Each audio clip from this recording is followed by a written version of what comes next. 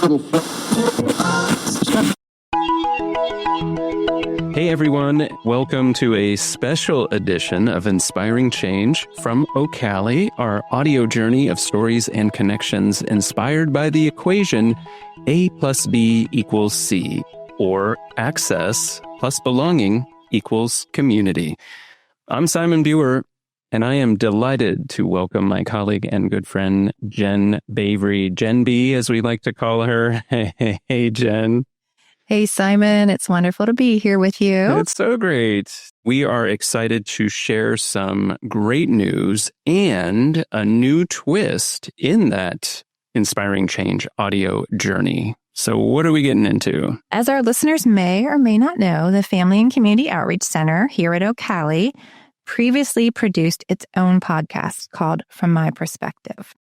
It was full of wonderful conversations and stories with people with disabilities, their family members, their friends, their neighbors.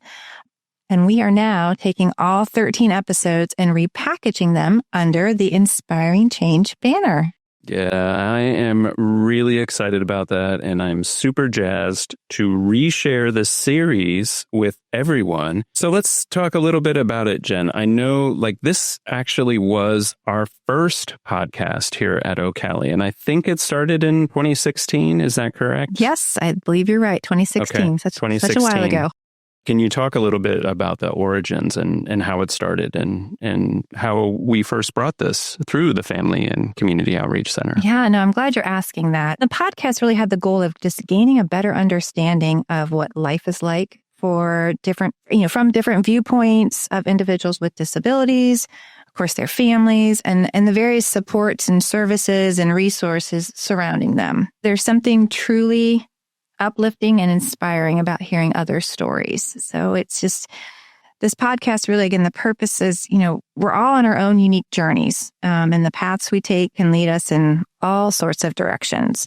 And often these paths they're shaped or influenced by the experience of others, whether that they've been on a similar journey or they're just starting out themselves. So having this opportunity to hear stories from different perspectives can really help others kind of prepare or be ready for, what might be coming next.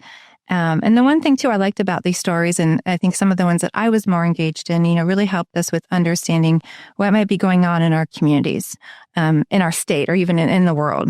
They highlighted personal journeys that were fueled by unique interests, and really emphasized the importance of supporting our mental, physical, and emotional well-being. And I think just together, these stories really show us new ways to foster a genuine sense of belonging. Yeah. And I think by hearing the voices of family members and individuals themselves, there's just something really powerful and poignant in those. Yeah, they can be so helpful, and they really can encourage others on their path. And it's different than writing out a story. I mean, it's all the magic of audio, right? Absolutely. Absolutely. Yes. We had some fun stories that we were able to capture through this podcast series, and just really enjoyed those conversations.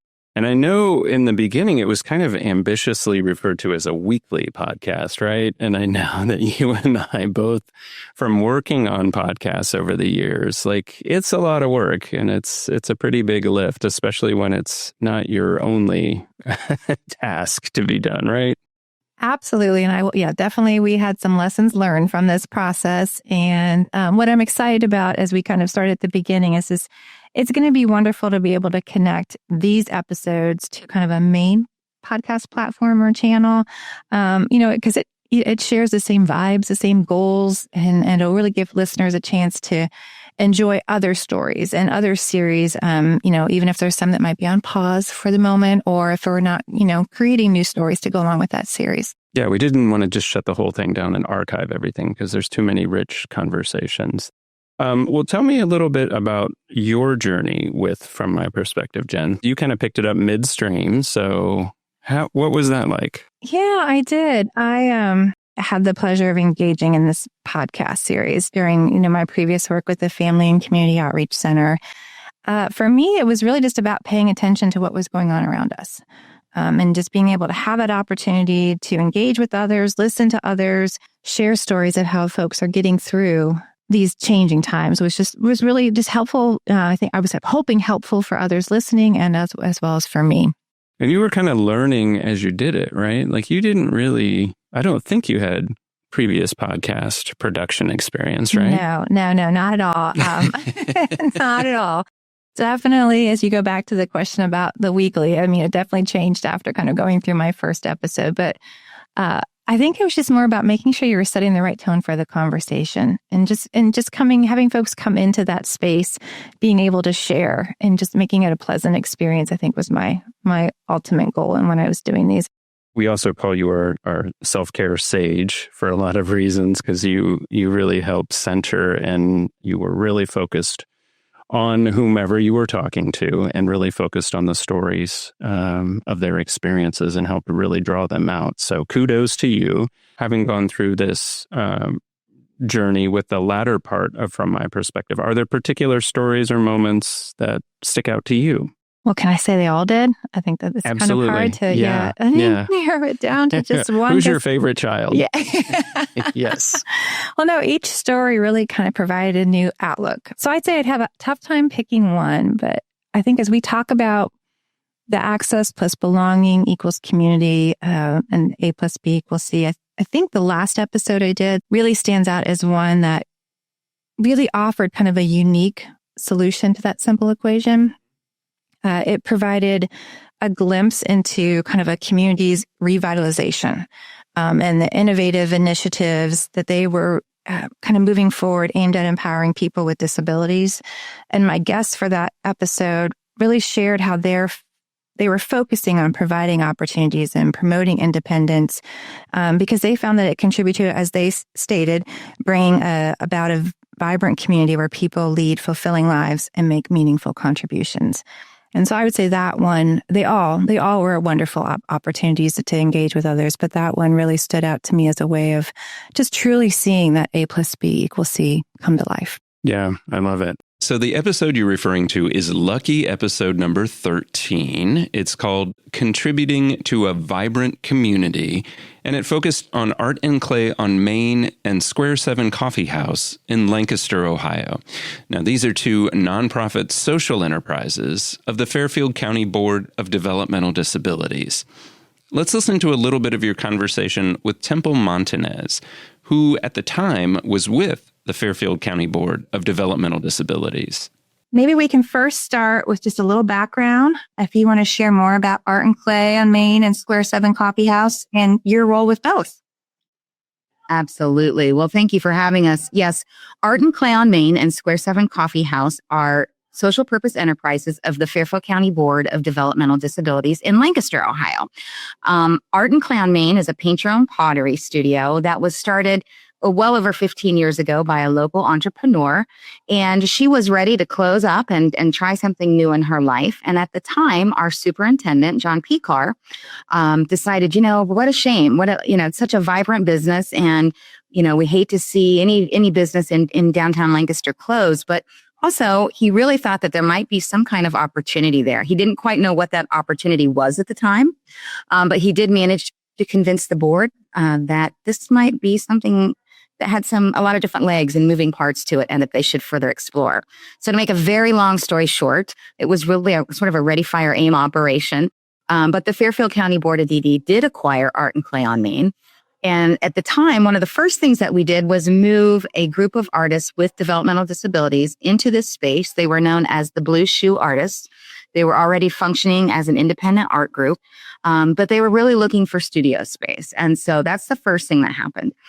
We also resurrected the paint your own pottery business and opened that to the public. And over the years, we kind of went through a lot of metamorphosis.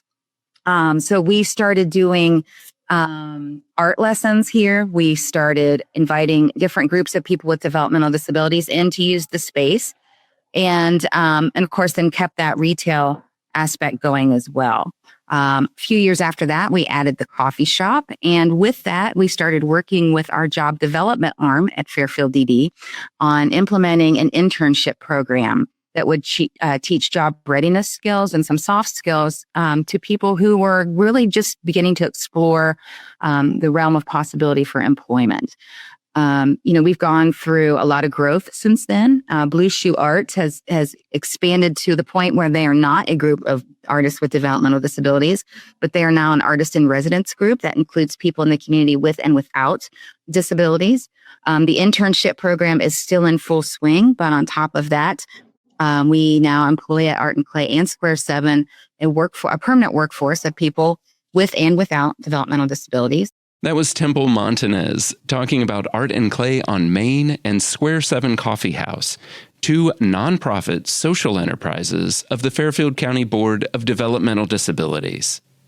Lots of great stuff in there, Jen. Employment, art, one of my favorites, coffee, and a focus on building opportunities for belonging and community, all of which was featured in Contributing to a Vibrant Community, episode 13 of the From My Perspective podcast series, courtesy of the Family and Community Outreach Center here at OCALI. And again, we are taking that episode, the last episode, in From My Perspective, and we are simply repackaging everything under the Inspiring Change banner. We're going to keep all the episodes intact. We've added a little music here and there and maybe enhanced the audio quality a little bit, but otherwise, they're the same warm and wonderful conversations that you found in the original podcast. So excited to move forward with this. I am too, Simon. I think the passions, the interests, the perspectives that were shared will just now be part of a bigger collection of exciting and inspiring stories for our followers to connect with and enjoy. I love it. Thank you so much, Jen. Thanks, Simon. Thanks to the Family and Community Outreach Center here at OCALI for producing From My Perspective. And again, we are now moving that entire 13-episode series under the Inspiring Change banner. And you can learn more about the Family and Community Outreach Center at OCALI at ocali.org. And you can find all of our podcast episodes at ocali.org/podcasts or wherever you get your podcasts. Jen Bavry, thanks again for joining us today. Thanks, Simon. And thank you for listening. I'm Simon Buehrer. We'll see you soon.